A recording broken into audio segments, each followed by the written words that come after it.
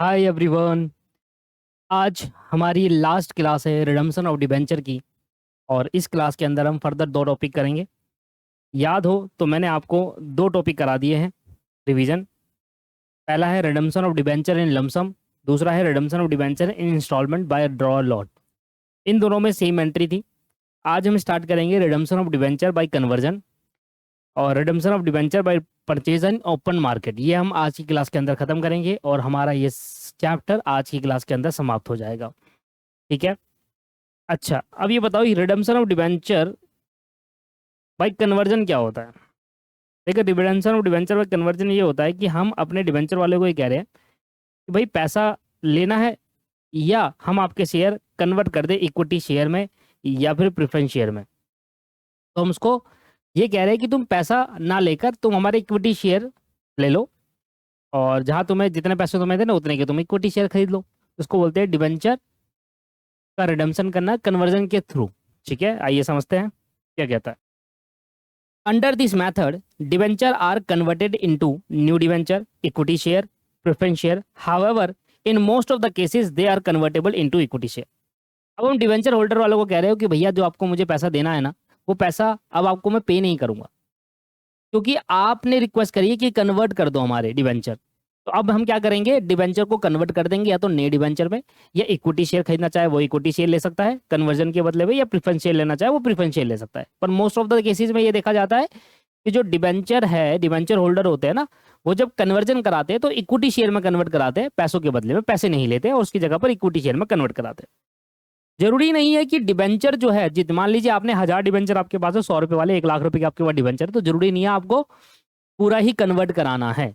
ऐसा जरूरी नहीं है। आप हो सकता है कि कुछ पैसा ले लो, आप आधा पैसे ले लो या 70% ले लो और बाकी का कन्वर्ट करा लो। तो फुल्ली कन्वर्टेबल भी हो सकता है और पार्टली कन्वर्टेबल भी हो सकता है। तो डिबेंचर आर फुल्ली कन्वर्टेबल और पार्टली कन्वर्टेबल। जब भी कभी नई सिक्योरिटी इशू की जाएगी, अब मान लीजिए आप एक डिबेंचर होल्डर हो जिसने 1 लाख रुपए के डिबेंचर खरीदे हुए थे, अब आप उसे 1 लाख के बदले में इक्विटी शेयर, प्रेफरेंस शेयर या डिबेंचर खरीदना चाहते हो दोबारा। तो ऐसे में जो नई सिक्योरिटी इशू करी जाएगी वो पार प्रीमियम दोनों पे की जा सकती है, पर डिस्काउंट पे भी करेंगे अगर आप डिबेंचर खरीदते हो तो। मतलब आपके जो डिबेंचर रिडीम हो रहे हैं उसके बदले में जो नई सिक्योरिटी खरीदोगे, अगर वो डिबेंचर ही है, अगर वो डिबेंचर ही है, तो ऐसे केस के अंदर आप उसमें डिबेंचर दोबारा इशू कर रहे हैं तो उसके लिए डिस्काउंट पे इशू कर सकते हैं। मतलब अगर आप नई सिक्योरिटी जो ले रहे हो, जो कन्वर्ट करा रहे हो, वो इक्विटी शेयर और प्रेफरेंस शेयर में कन्वर्ट करा रहे हो, तो ही आप पार और प्रीमियम पे कर सकते हैं इशू। इक्विटी शेयर और प्रेफरेंस शेयर कभी भी डिस्काउंट पे इशू नहीं किए जाते हैं। जबकि अगर आप जो डिबेंचर कन्वर्ट कराना चाहते हो वो नए डिबेंचर में कन्वर्ट कराना चाहते हैं, तो नए डिबेंचर पे पार, प्रीमियम और डिस्काउंट पे कर सकते हैं। ठीक है, समझ में आया। Since DRRI is create only non convertible debenture. जैसे कि मैंने आपको बताया था, जो DRR है और DRRI है, डिबेंचर रिडेम्पशन रिजर्व और डिबेंचर रिडेम्पशन रिजर्व इन्वेस्टमेंट, ये नॉन कन्वर्टेबल डिबेंचर के लिए ही बनाया जाता है, क्रिएट किया जाता है। अगर आपके कन्वर्टेबल डिबेंचर है तो ये प्रोविजन आपके लिए एप्लीकेबल नहीं होगा, आपको DRR और DRRI बनाने की जरूरत नहीं है। So it is clear that in case of convertible debenture the provision of DRR and DRRI is not applicable. ये प्रोविजन एप्लीकेबल नहीं है। ठीक है, चलिए।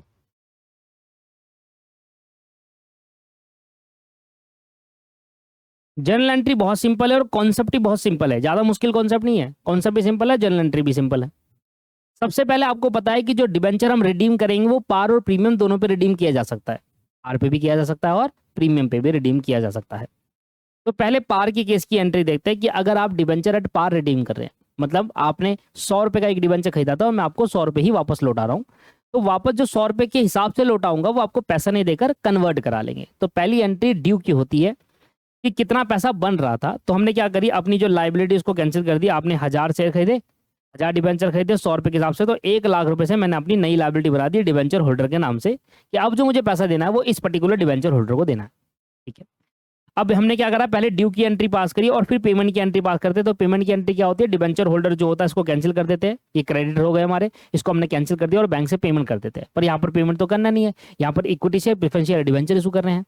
तो अगर आप जो इशू कर रहे हो इक्विटी शेयर या प्रेफरेंस शेयर, जो डिबेंचर जिसमें वो कन्वर्ट कराना चाह रहा था, वो पार पे इशू कर रहे हो, क्योंकि देखो इक्विटी शेयर करोगे तो पार पे हो सकता है, प्रेफरेंस शेयर पार पे हो सकता है, डिबेंचर ही पार पे हो सकता है।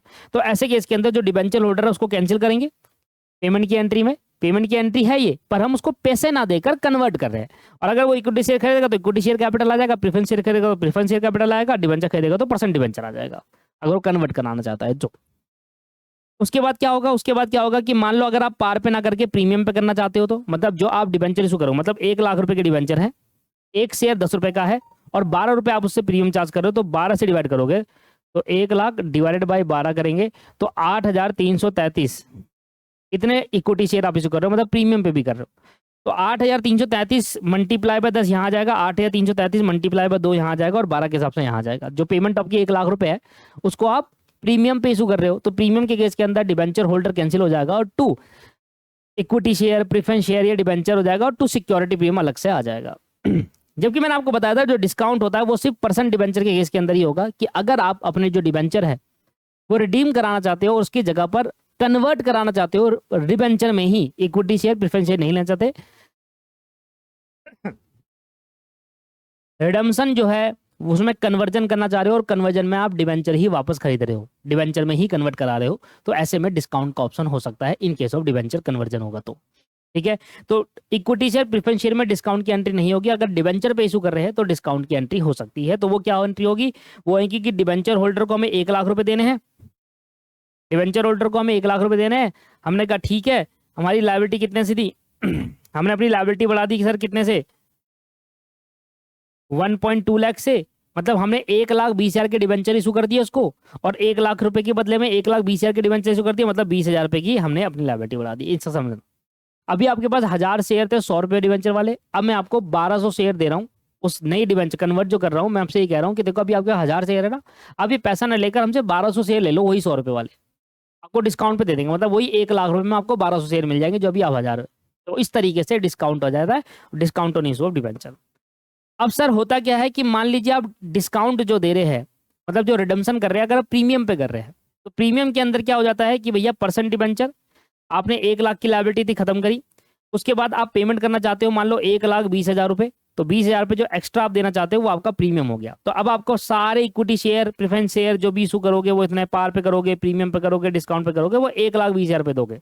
तो बस अगर आप पार की जगह प्रीमियम पे रिडीम्शन करना चाहते हो तो यहाँ पर प्रीमियम और रिडम्शन ऑफ डिबेंचर आ जाएगा, जो कि कैंसिल करते हैं। आपको पता है प्रीमियम और रिडम्शन ऑफ डिबेंचर हमने इशू ऑफ शेयर के टाइम पे लायबिलिटी बनाई थी, इशू ऑफ डिबेंचर के टाइम पे लायबिलिटी बनाई थी, उसको हमने कैंसिल करना है। सारी लायबिलिटी को खत्म करके डिबेंचर होल्डर एक नई लायबिलिटी जनरेट करेंगे, टोटल 1,20,000 देंगे 1 लाख की जगह, क्योंकि 20,000 एक्स्ट्रा दे रहे हैं, और उस 1,20,000 की जगह पर हम security share preference share debenture issue कर सकते हैं पार, प्रीमियम और डिस्काउंट पर। होप अब आपको समझ में आ गया है। एक क्वेश्चन चाहे छोटा सा, जल्दी से इसको कर लेते हैं, क्वेश्चन छोटा ही क्वेश्चन है।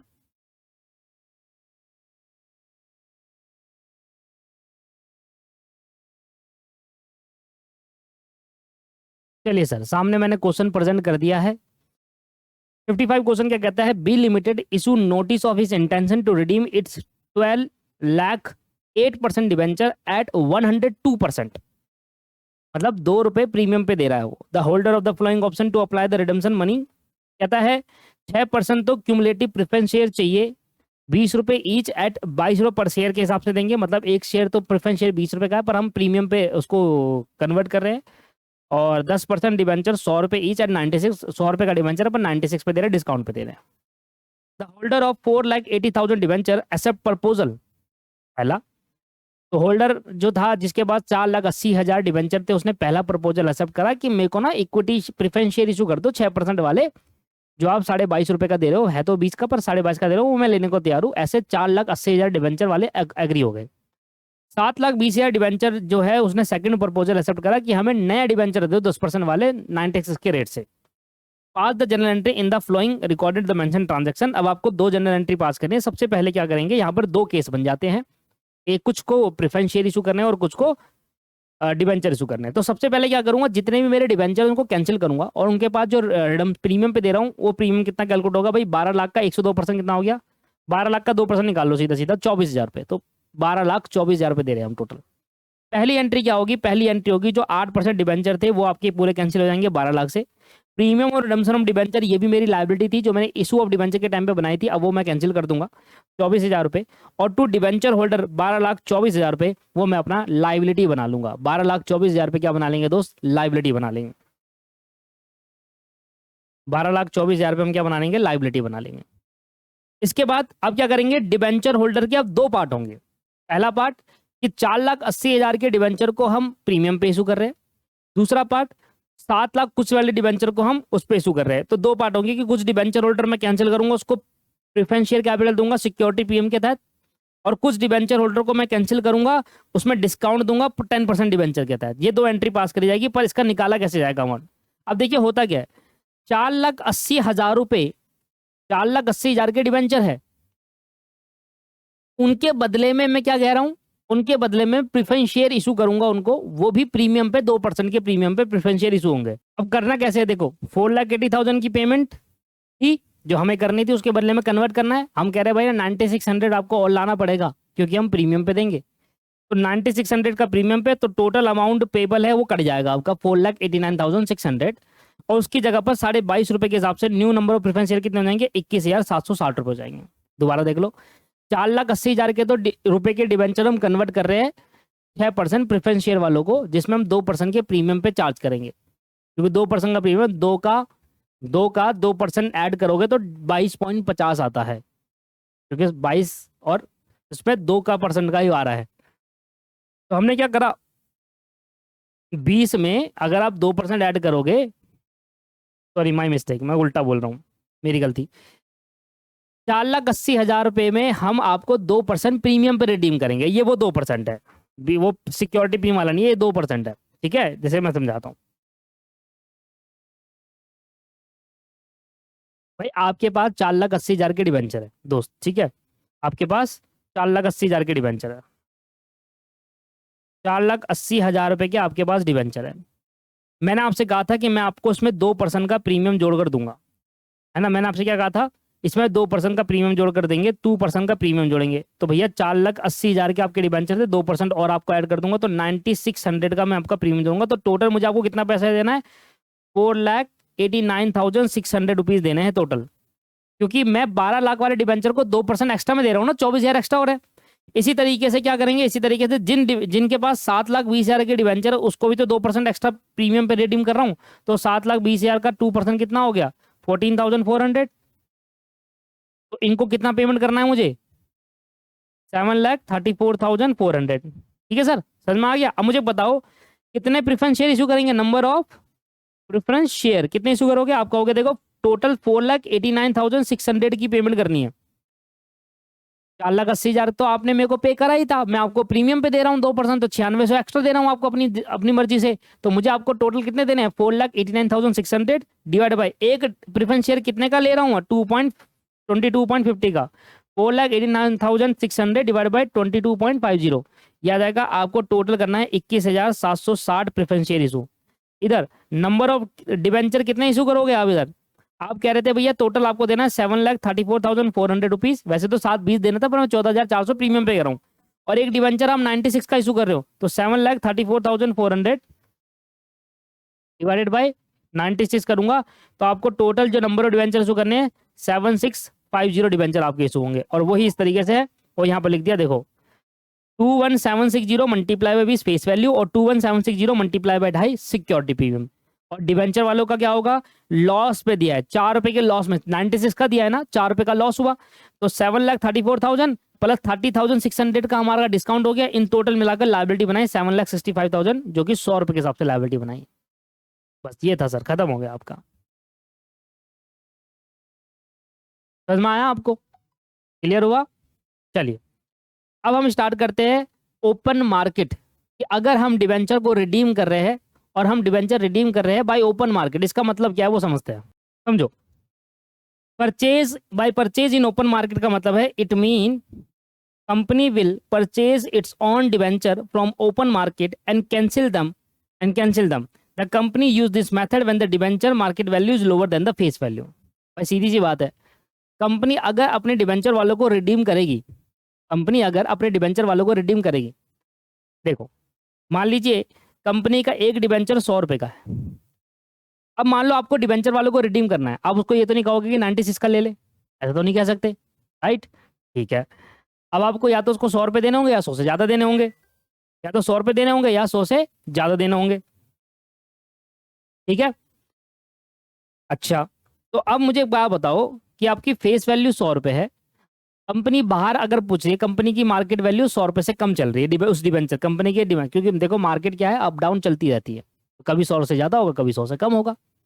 अब मान लीजिए कंपनी की उस डिबेंचर की मार्केट वैल्यू चल रही थी 90 रुपये, भैया आज कंपनी का जो एक डिबेंचर है, मान लो ये कंपनी है एबीसी लिमिटेड, उसका एक डिबेंचर, तो मार्केट वैल्यू 90 रुपये है दोस्त। अब मेरी बात समझिए आप, कंपनी को 90 रुपये में बाहर मिल रहा है, तो मान लीजिए कंपनी के पास कुछ डिबेंचर थे और उनको पैसों की जरूरत थी, मान लो आप एक डिबेंचर, आपको पैसों की जरूरत है और आपका रिडम्पशन टाइम आज से 1 साल बाद है, तो 1 साल तक नहीं रुक सकते, आप सोच रहे हो बाहर मार्केट में बेच देता हूँ, क्योंकि डिबेंचर की फैसिलिटी है। आप अपने डिबेंचर जो आपने कंपनी से खरीदे हैं, अगर उसकी मैच्योरिटी 3 साल 4 साल बाद आ रही है, तो आप आज ही बेच दो अगर आपको पैसों की जरूरत है तो, ठीक है? अब इसमें आपको लॉस भी हो सकता है, बेनिफिट भी हो सकता है कि मार्केट अप डाउन जा रही है। अब कंपनी का एक डिबेंचर होल्डर है, इसके पास 1000 डिबेंचर थे, वो कह रहा है कि मैं सेल करने को रेडी हूँ, कंपनी कह रहा है मैं खरीद लूंगी, क्या दिक्कत है? कंपनी ने 90 रुपये का खरीद लिया, कंपनी को बेनिफिट हो गया। अगर यहाँ से 2 साल बाद व्यक्ति रिडम्पशन करती कंपनी बाई कैश, तो उसको 100 रुपये के हिसाब से पेमेंट करनी पड़ती, क्या पता प्रीमियम पे देता। तो बाहर मार्केट में खरीदने से बेनिफिट ये हो जाता है कि कंपनी मार्केट से तभी खरीदती है, ओपन मार्केट से, जब कंपनी को फेस वैल्यू से कम प्राइस मार्केट में दिखता है और लोग बेच रहे हैं उसको। अगर मान लो आप एग्री हो बेचने के लिए, क्या रीजन है क्या है वो आपको पता है, मुझे नहीं पता, पर आप एग्री हो बेचने के लिए। अब रीजन एक ही हो सकता है कि आपको पैसे की जरूरत है भैया अभी, और उसका मैच्योरिटी डिबेंचर वालों का आज से 4-5 साल पहले है, और आपको पैसा आज चाहिए, आपने कहा भाई मैं नहीं रख रहा, बेचो उसको मार्केट में बाहर। अब कंपनी कह रही है अच्छा 100 रुपये से कम मिल रहा है, खरीद लो, कंपनी को यहाँ फायदा हो जाता है। तो कंपनी ये मेथड तभी यूज करती है जब फेस वैल्यू से कम होती है मार्केट वैल्यू, तो कंपनी को बेनिफिट हो जाता है। जहां 100 रुपये का उसने डिबेंचर इशू करा होता है, उसकी जगह पर 100 रुपये लिए होते हैं, उसकी जगह पर 90 रुपये में बाहर से खरीद लेती है और कैंसिल कर देती है, क्योंकि अपने डिबेंचर जब खरीद लेंगे तो वो जो डिबेंचर होल्डर था उसने तो हमें बेच दिया ना, अब हम उसके मालिक हो गए, तो अब कैंसिल कर दो अपनी लाइबिलिटी उतने से, अब उसको पे नहीं करना, क्योंकि हम उसको ऑलरेडी पे कर चुके हैं 90 रुपये के हिसाब से बाहर से खरीद कर, राइट? तो ये कैंसिल हो जाते हैं। तो इस तरीके से मान लो 100 रुपये का हमारा डिबेंचर है, हमने उसको 98 का बाहर खरीद लिया, तो इस तरीके से यहाँ पर कैंसिल हो जाता है, एसेट और लायबिलिटी सेट ऑफ हो जाता है। तो मेरे पे एसेट आ गए ना, मेरे खुद के डिबेंचर एसेट साइड में दिख गए। यार देखो जब मैंने डिबेंचर इशू करा था 10% डिबेंचर और लायबिलिटी साइड में दिखे थे, अब मैंने इस वाले डिबेंचर को खरीद लिए तो मेरी वो एसेट हो गई, तो एसेट और लायबिलिटी सेम अमाउंट से कट गया, बेसिकली सेट ऑफ कर देते हैं। तो इसकी जरूरत ही नहीं, हम सीधा सीधा लायबिलिटी कैंसिल करेंगे, ये नहीं कि पहले एक बार एसेट दिखाऊंगा फिर देखूंगा अरे ये तो सेट ऑफ हो रहा है हटा दूंगा, ऐसा नहीं, सीधा सीधा लायबिलिटी कैंसिल आप कर दो। अगर आप बाहर खरीद रहे हो उसका मतलब आप इनडायरेक्टली उसको बाहर से पेमेंट कर दी, डिबेंचर रिडीम हो गए। क्लियर हो गया नहीं हो गया? ये मैंने आपको पूरा समझाया, ये जो मैंने आपको ओरली समझाया वो ये है। अब क्योंकि आप रिडीम कर रहे हो, क्योंकि आप नॉन कन्वर्ट नहीं कर रहे, आप उसको रिडीम कर रहे हो, चाहे वो आप मैच्योरिटी डेट पे कर रहे हो, चाहे वो आप ओपन मार्केट से कर तो रिडीम ही रहे हो, पैसा तो दे ही रहे हो अपने डिबेंचर वालों को, तो भैया डीआरआर क्रिएट करना पड़ेगा। क्या करना पड़ेगा? कंप्लाइंस पूरी करनी पड़ेगी, डीआरआर आपको करना पड़ेगा 10% का, और डीआरआर 15% का करना पड़ेगा, और जैसे अभी तक करते आ रहे थे वैसे ही करना है। अब इसमें 2 केस आता है, एक debenture account, on debenture account open करना पड़ता है, और एक without on debenture account open करना होता है। अब 2 केस आता है इसमें, एक with on on debenture account open कर लो, एक without on debenture account open कर लो। अब देखिए ऑन डिबेंचर का मतलब क्या होगा कि मैंने अपने ही डिबेंचर खरीद लिए, परचेज ऑफ ऑन डिबेंचर। जब आप अपने डिबेंचर खरीदते हो तो होता क्या है कि आपका पैसा चले जाता है टू कैश है बैंक से, एसेट चली गई, उसमें आपने जो अभी तक इंटरेस्ट कमाया, वही वाली कहानी आ गई ना, अभी मैंने कम इंटरेस्ट और एक्स इंटरेस्ट बताया था कि यार मैंने अपने डिबेंचर किसी को बेच दिए, अब मान लीजिए उसकी मैच्योरिटी डेट थी 1 साल की और मैंने 6 महीने बेच दिया, तो अब 6 महीने का इंटरेस्ट मिलना चाहिए उसको, और 6 महीने के बाद का इंटरेस्ट मिलना चाहिए नए वाले सोल्ड को। मान लो आप एक डिबेंचर होल्डर हो, 1 साल का उसका मैच्योरिटी पीरियड था, आपने 6 महीने में मुझे बेच दिया, अब 6 महीने तक का इंटरेस्ट आपको मिलेगा और 6 महीने बाद का इंटरेस्ट मेरे को मिलेगा, तो ये वाला एक्स इंटरेस्ट कम इंटरेस्ट, राइट? तो होता क्या है कि जब आप अपने ही डिबेंचर खरीदते हो और उसमें ऑन डिबेंचर नाम का एक अकाउंट ओपन करोगे, तो आपकी एंट्री कुछ इस तरीके से होगी कि ऑन डिबेंचर आपके पास एसेट बनकर आ जाएगा, ठीक है? ऑन डिबेंचर आपके पास एसेट बनकर आ जाएगा, और फिर आपको उसके अंदर क्या कर रहा होगा, एक्रूड इंटरेस्ट, जो इंटरेस्ट बन रहा था वो भी आपको पे करना पड़ेगा, जो इंटरेस्ट बन रहा था वो भी आपको पे करना पड़ेगा, क्योंकि सर सीधी सी कहानी है, आपने मुझे 6 महीने रखकर बेचा, आपने मुझे 6 महीने रखकर बेचा, राइट? आपने मुझे 6 मंथ रख के बेचा ना, अब 6 महीने का इंटरेस्ट बनता नहीं बनता? यस बनता है। तो जिस पर्सन के पास वो 6 महीने तक रहा वो अपना इंटरेस्ट का पैसा लेगा नहीं लेगा? लेगा। वो कहेगा भैया देखो जितने का मैं बेच रहा हूँ तो ठीक है, 96 में प्राइस डन हुआ या जितने में भी डन हुआ, पर मुझे जो इंटरेस्ट मिलना चाहिए 6 महीने का वो तो आप पे करो। तो जो बायर होता है वो पे करता है उसको इंटरेस्ट, क्योंकि बाद में बायर को कंपनी पे कर देती है। इधर हो क्या कि बायर भी कंपनी और इंटरेस्ट पे करने वाली भी कंपनी है। तो कहता है कि बेसिकली हुआ होगा ये कि जो आप मान लो आप डिबेंचर होल्डर हो, कंपनी आपको इंटरेस्ट पे करती, वो साल के एंड में करेगी, उससे पहले आपने मुझे भेज दिया तो वापसी कंपनी के पास आ गई, तो 6 महीने का इंटरेस्ट तो देगी ना कंपनी उसको यार, ठीक है। पर अगर आप किसी और को दे देते, किसी और को भेज देते, तो होता क्या कि कंपनी को पे उतना ही करना होता 6 महीने का, पूरे 1 साल का डिबेंचर पे करना होता, पर वो नए डिबेंचर होल्डर को पे करती, पुराने वाले को नहीं करती। जिसके बाद डिबेंचर होगा उसी को पे करेगी। बट कहानी क्या है कि वो जो नया डिबेंचर होल्डर है वो पुराने वाले को जिससे खरीदा था उसको वो पे करेगा इंटरेस्ट का अमाउंट। ये मैंने आपको समझाया था पहले। तो यही पॉइंट है कि यहाँ पर कंपनी ही नया डिबेंचर होल्डर खरीद रही है, वो जो कंपनी है जिसने डिबेंचर इशू करा वो ही खरीद लिया है। तो ऐसे केस के अंदर जो 6 महीने का इंटरेस्ट बन रहा है, एक लेट्स एग्जांपल, वो इंटरेस्ट भी पे करना पड़ेगा उस परचेज अमाउंट के साथ, कि हाँ जो 6 महीने का इंटरेस्ट है वो आप ये ले लो जो आपने 6 महीने तक हमारे में इन्वेस्ट करा था पैसा। ये डिबेंचर इंटरेस्ट के नाम से आएगा, वो खर्चा है। डिबेंचर में जब आपके पास, आप मेरे डिबेंचर होल्डर हो, आपसे मैंने डिबेंचर खरीदे, कंपनी ने उस जितने डिबेंचर आपने रखे उतने महीने का इंटरेस्ट भी आपको पे कर दिया और आपसे खरीद भी लिया, तो खरीदने पे ऑन डिबेंचर ऐसे डेबिट हो जाएगा, इंटरेस्ट खर्चा है डेबिट हो जाएगा और टोटल पेमेंट आपको कर दी जाएगी कम इंटरेस्ट, मतलब इंटरेस्ट जोड़कर। मान लो आपने 1 लाख के डिबेंचर मैंने आपके खरीदे, उस पर आपका 10,000 रुपये का इंटरेस्ट बन रहा था, तो 1,10,000 रुपये आपको पे करा जाएगा, 1,10,000 रुपये आपको पे करा जाएगा। बात समझ में आ गई? ये तब होगा जब आप ऑन डिबेंचर अकाउंट ओपन कर रहे हो। फिर क्या होगा, ये जो ऑन डिबेंचर है जो आपकी एसेट है, अब वो कैंसिल करोगे सर, क्योंकि मैंने आपसे क्या कहा, अभी लायबिलिटी और एसेट को आपस में सेट ऑफ किया जाता है। तो ये आपने क्या करा, लायबिलिटी और एसेट को सेटअप करने के लिए ऑन डिबेंचर एसेट कैंसिल कर दिया, ठीक है। अब आपने देखा कि अरे यार मैंने जो डिबेंचर खरीदा वो तो 98 का खरीदा, पर लायबिलिटी तो 100 रुपए की है। डिबेंचर तो 98 का खरीदा और फेस वैल्यू से 100 रुपए की। मैं 98 का तभी तो खरीदूंगा ओपन मार्केट से जब फेस वैल्यू से कम अमाउंट होगी मार्केट वैल्यू। तो ओपन मार्केट से तभी खरीदा जाता है जब 100 रुपए से कम होगी, मतलब फेस वैल्यू से कम होगी। अब फेस वैल्यू थी 100 रुपए, लाइबिलिटी मेरी 100 रुपए बनी हुई है, एसेट मेरे पास 98 की, तो जब एसेट और लाइबिलिटी को खत्म करूंगा तो इसका मतलब 2 रुपए मेरे बच गए, मुझे फायदा हो गया और उस फायदे को डालूंगा प्रॉफिट ऑन कैंसिलेशन। समझ में आया? अब देखो मेरी बात सुनो, हुआ क्या कि जो ऑन डिबेंचर है एक्चुअली में कैंसिल हो गया ना, एक्चुअली में ये कैंसिल तो कर रहे हो, पहले एक बार खोल रहे हो, एसेट मान रहे हो, फिर उस एसेट को लाइबिलिटी से सेट ऑफ कर रहे हो, और जो बेनिफिट आपको हो गया उसको प्रॉफिट ऑन कैंसिलेशन में आपने डाल दिया। ऐसा ना करने से एक सिंगल एंट्री भी तो पास कर सकता हूं। ये ऑन डिबेंचर वाला केस हटा दो बस, ये ऑन डिबेंचर जो है ये हटा दो, ये ऑन डिबेंचर हटा दो। तो जब आप without on debenture account open करोगे तो बेसिकली आप क्या करोगे, ये परसेंट डिबेंचर लायबिलिटी खत्म करोगे, ठीक है। डिबेंचर इंटरेस्ट में पे करोगे, टोटल बैंक से पैसा जाएगा और प्रॉफिट ऑन कैंसिलेशन आ जाएगा, सिर्फ ऑन डिबेंचर वर्ड हट जाएगा। तो इन दोनों को एक बेसिकली मर्ज कर दिया एंट्री को, आपको पता है मर्ज करना, ऑन डिबेंचर डेबिट क्रेडिट वाला कैंसिल करो, बाकी सब एज इट इज डाल दो, जो डेबिट में, जो क्रेडिट में डाल दो। तो डिपेंड करता है कि आप ऑन डिबेंचर अकाउंट ओपन कर रहे हो या नहीं कर रहे, दोनों ही बहुत सिंपल है, कोई मुश्किल नहीं है। अब क्या होगा अब होगा क्या, अगर आपको लॉस हो जाएगा, जरूरी क्या है आपको प्रॉफिट हो, क्या पता आपको लॉस हो जाए। कंपनी को अब जरूरत है, कह रही नहीं आप खरीद लो यार, भले 101 में खरीदना पड़े पर खरीद लो। अब कंपनी कह रही है नहीं आप बाहर से खरीद लो, तो जरूरी नहीं है कि कंपनी हर बार ही प्रॉफिट के केस में खरीदे। कंपनी को कई बार पैसों की कंपनी कई बार कहती है कि डिबेंचर जो इशू करे थे कैंसिल करो उसको, अलग अलग पॉलिसी आती है कंपनी के, पर रेयर होता है। पर अगर फिर भी कंपनी लॉस में खरीदना चाहती है तो खरीदे भाई, हमें कोई मतलब नहीं है, आपकी मर्जी, आपकी क्या पॉलिसी आप ले हो। पर अगर आप लॉस में खरीदोगे तो ऐसे केस के अंदर फिर हम लॉस को भी शो करेंगे। कैसे कि भाई 100 रुपए के डिबेंचर थे और उसके बदले मैंने 103 रुपए पे करे, तो 3 रुपए जो यहाँ पर है उसको लिखेंगे लॉस ऑन कैंसिलेशन। और यही सेम एंट्री ऐसे भी आ जाएगी क्योंकि जो प्रॉफिट है यहाँ पर वो ऊपर लॉस में चले जाएगा, इधर loss on cancellation same entry होगी, बस लॉस डेबिट में आता है और प्रॉफिट क्रेडिट में आता है, बस इतना फर्क है। ये हो गया। If question does not specify the ex interest and cum interest then we assume ex interest. Ex interest का मतलब क्या था, जिसमें इंटरेस्ट का अमाउंट जुड़ा नहीं है, और कम इंटरेस्ट में इसमें इंटरेस्ट का अमाउंट जुड़ा हुआ है। अगर क्वेश्चन में क्लियरली मेंशन करता है कि अगर ऑन डिबेंचर अकाउंट ओपन करो तभी ओपन करके एंट्री पास करनी है एज पर मेथड 1। अदरवाइज अगर क्वेश्चन में ऑन डिबेंचर अकाउंट ओपन करने को नहीं बोला तो मेथड नंबर 2 फॉलो करेंगे, डायरेक्टली विदाउट ऑन डिबेंचर करके एंट्री पास कर देंगे। तो सिंपल एंड सरल एंट्री थी।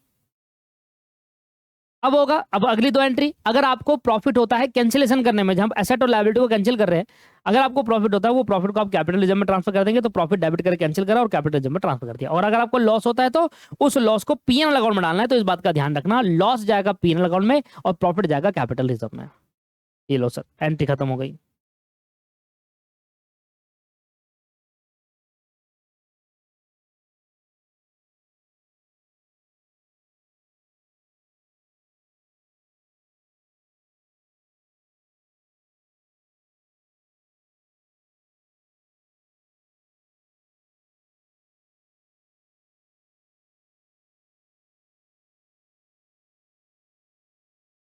57 का आता हूँ, थोड़ा सा मुश्किल भी है, मतलब थोड़ा इतना भी आसान नहीं है, मतलब 20 के पार्ट है कि मुश्किल भी नहीं है ज़्यादा, आसान भी नहीं है। देखो दोनों चीज़ें मैंने सारे करवा रखा है क्लास के अंदर, मैंने सारा करा हुआ है कि जब ऑन डिवेंचर करना है। ठीक है, चलो 57 क्वेश्चन देखते हैं क्या कहता है, एनएमआरआई चैप्टर खत्म हो जाएगा अब। Draft the general entry in respect of the flowing since मार्च 1 2021 को। इन 2014 एक्स लिमिटेड ने 5,000 डिवेंचर इशू करे, ₹7.5 के हिसाब से 100 रुपए वाले 5,000 डिवेंचर इशू कर दिए थे, एक मतलब 2014 में। 1 मार्च 2018 को कंपनी ने 500 डिवेंचर अपने खुद खरीद लिए ₹7.5 के हिसाब से, 47,500 कम इंटरेस्ट, मतलब इसके अंदर इंटरेस्ट जुड़ा हुआ है। तो 500 डिवेंचर खुद खरीद लिए उसने 47,500 रुपए के, जिसमें इंटरेस्ट जुड़ा हुआ है। ठीक है सर।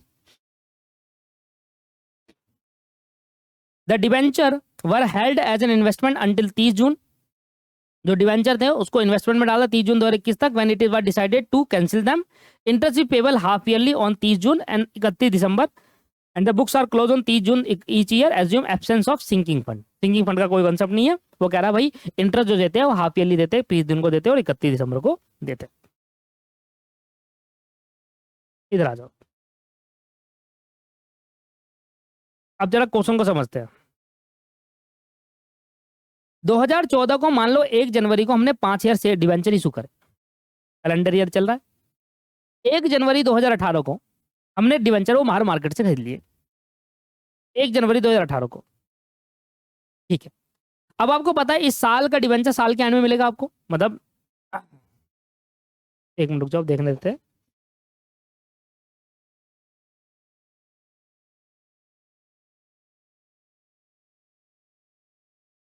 ठीक है, 1 जनवरी को आपने खुद ऑन डिवेंचर खरीदे, तो साल खत्म होने से जनवरी फरवरी 1 मार्च 2018, 1 मार्च को खरीदे 1 जनवरी को खरीदे, 1 मार्च को खरीदे, ओके। तो 1 मार्च को आपने 1 मार्च को खरीदा, सर साल यहाँ पर खत्म हो गया 31 दिसंबर को, 31 दिसंबर 2018 को साल खत्म हो गया, 18 को नहीं, हाँ यहाँ पर 17 को, 31 दिसंबर 2017 को साल खत्म हो गया। यहाँ पर इतने साल का इंटरेस्ट इसके अंदर उस डिबेंचर वाले ने खरीद ले लिया होगा। अब मेरी बात समझा, अगले साल चालू हुआ और आपने अगले साल के 2 महीने बाद बेचा, तो हमें इससे मतलब नहीं है। सर इससे क्यों नहीं मतलब है? क्योंकि इतने 2014 में से डिबेंचर इशू करे, तो आप 2014 से मेरी कंपनी के डिबेंचर होल्डर हो, तो 2014 का सब साल का एंड होगा तो आपको इंटरेस्ट मिल गया होगा, 2015 के में मिल गया होगा, 2017 में मिल गया होगा, 16 में मिल गया होगा, 18 में भी मिल गया होगा। तो 17 तक तो आपको आपने इंटरेस्ट खुद लिया ना, 17 तक तो आपने इंटरेस्ट खुद कमाया ना, क्योंकि आपने बेचा ही नहीं 17 तक। अब 1 जनवरी 2018 को नया साल चालू हुआ और 2 महीने बाद आपने वो डिबेंचर को हमें बेच दिया।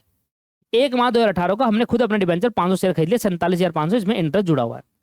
अब मुझे बताओ इंटरेस्ट कितने का हो, इंटरेस्ट अमाउंट कैसे निकालेंगे? अब मुझे बताओ इंटरेस्ट अमाउंट। तो मैं कहूंगा देखो 500 डिबेंचर थे, एक डिबेंचर 100 रुपए का था, इसका मतलब हमारे टोटल 50,000 रुपए के डिबेंचर थे, जिसमें 7.5% का मुझे रेट ऑफ इंटरेस्ट मिलना। और इस 2 महीने का इंटरेस्ट कितना होगा? 2 महीने का है ना, 2 महीने बाद बेच दिया था। अच्छा, ये आपने 1 जनवरी 2018 तक आप इसके डिबेंचर होल्डर थे, 2 महीने आपने और रखा, 1 मार्च 2018 को आपने मुझे बेच दिया, मैं हमारी कंपनी को वापस बेच दिया, तो 2 महीने तक इंटरेस्ट आपको मिलेगा नहीं मिलेगा? सर मिलेगा ना मेरे दोस्त। उस 2 महीने का इंटरेस्ट क्या होगा?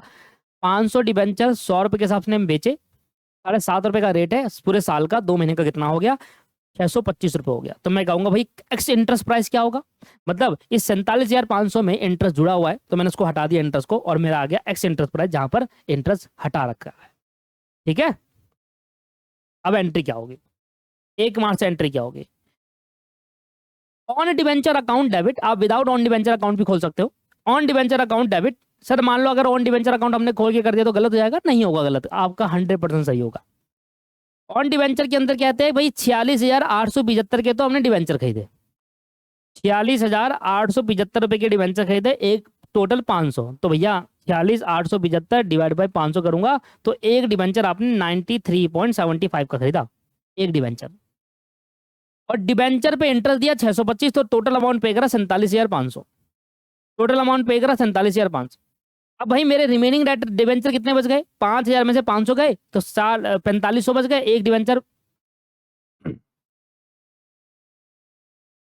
100 आएगा भाई यहाँ पर, 4500 इंटू 100, 4,50,000।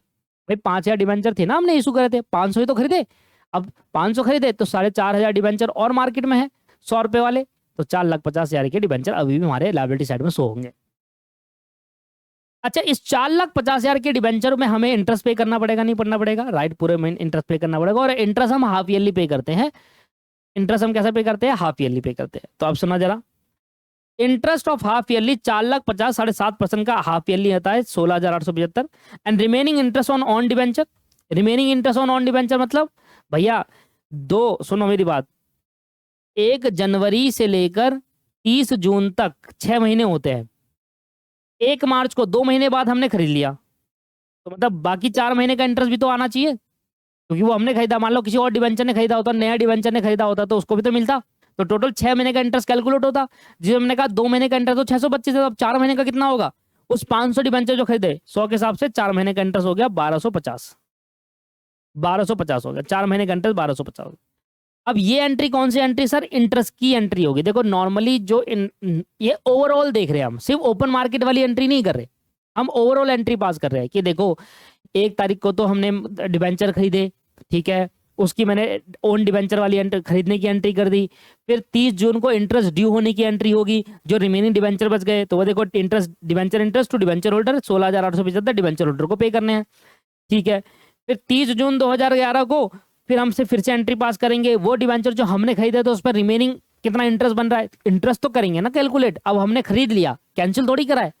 कैंसिल कब करेंगे? जब साल खत्म होगा तब कैंसिल होगा। तो जब तक कैंसिल नहीं करोगे उसका इंटरेस्ट ब्याज तो शो करना पड़ेगा, वही शो करा है। ये जो हमने डिबेंचर खरीदे 500 पे, उस पर ब्याज है 4 महीने का, क्योंकि 2 महीने का वो ऊपर पे कर दिया हूं मैं उसको जिससे खरीदा था, और 4 महीने का मेरे को मिलेगा। मैं कौन? कंपनी मान लो अपने को ही दे रही है, पर अपने को देगी नहीं, पर रिकॉर्ड तो करेगी ना, ठीक है। और इसका ये वो है रिमेनिंग डिबेंचर 4500 का, जो बाहर मार्केट में पे करना पड़ेगा जो डिबेंचर होल्डर है। अब दोनों इंटरेस्ट को जोड़ो, डिबेंचर इंटरेस्ट पीएनएल अकाउंट में ट्रांसफर कर दो, कैंसिल, इंटरेस्ट खत्म, पीएनएल अकाउंट में खत्म। इंटरेस्ट ऑन डिबेंचर जो 1250 रुपए, ये जो इंटरेस्ट ऑन डिबेंचर करके शो करा, इसको भी आपने पीएनएल अकाउंट में डाल के खत्म कर दिया, ठीक है। आपने एक तो खर्चा कैंसिल करा और आपने इनकम कैंसिल करी। क्यों सर? ये एंट्री ऑटोमेटिकली कैंसिल ही तो हो रहा है यार। एक बात बताओ, 1250 कंपनी को ब्याज देना पड़ेगा, क्योंकि वो डिबेंचर कंपनी ने खुद ही ली है, तो ब्याज कंपनी के पास ही आएगा।